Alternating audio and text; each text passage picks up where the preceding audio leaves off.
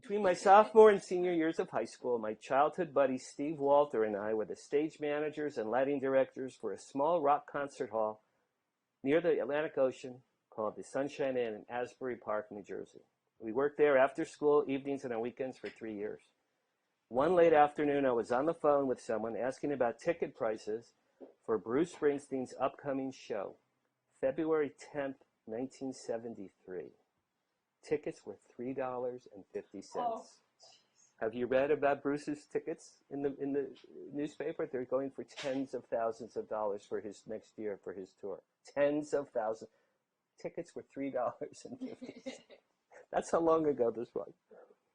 I heard a knock on the front door. I finished my phone call. I opened the door, and a scraggly-haired, skinny guy holding a guitar case in one hand and the hand of a pretty brunette wearing purple stockings in the other was standing there.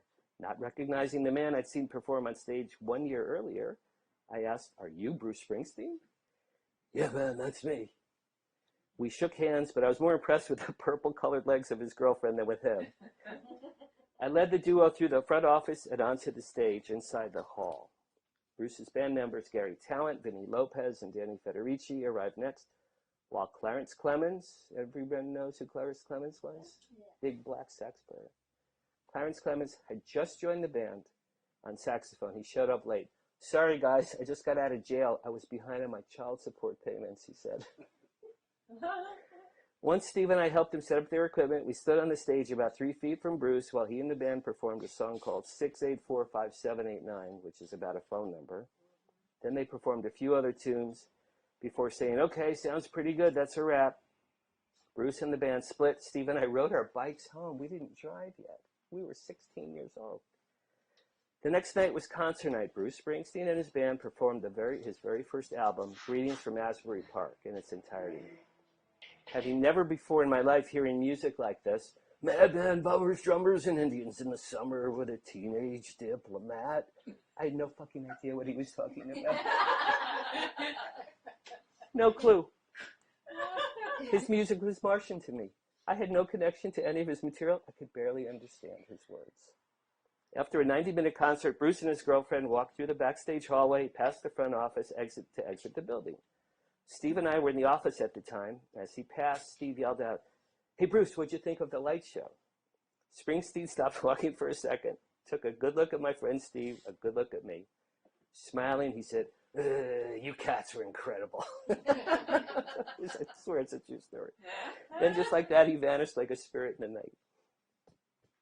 I have dog hairs all over me from Heather's dog. Thanks, Heather. Tell Huey thank you so much. You're welcome. Dog hairs everywhere. It's unbelievable. A few days later, my friend Steve heard through the grapevine Bruce and his band would be rehearsing for a concert at Monmouth College, which was a few miles from Steve's house. We rode our bikes over to the college, entered, and walked up some bleachers to watch the rehearsal. During a band break, Clarence Clemens may he rest in peace, walked up the bleachers to where Steve and I were sitting, stood directly in front of us. "Hey, would you guys be interested in working as our road crew?" he asked. "We're going down to Washington, D.C. next week, and we could use some help." Steve and I looked at each other in amazement. I then turned to face the soon-to-become globally iconic sax man and said, "Clarence, we're only 16. We don't even drive yet. And I'm pretty sure our fathers want us to go to college." Not funny? No? Yeah. That's one of my, No, that's one of my, I laughed when I wrote that. There we go. I need a symbol here. Clarence paused, said, "Okay, that's cool, I guess." He turned and walked away. He's telling the press. Anyway, I don't even know how to put that story. Was that the lucky break in life Steve and I turned down? Bruce became a living legend 2 years later with Born to Run. Steve and I, had we accepted Clarence's offer and killed our fathers by not going to college, we could have seen the world, had sex with countless groupies, and become part of rock and roll history. We'd also have become deaf and hunchbacked, having had to schlep heavy equipment around the world for 50 years. Okay, see, that's funny to me.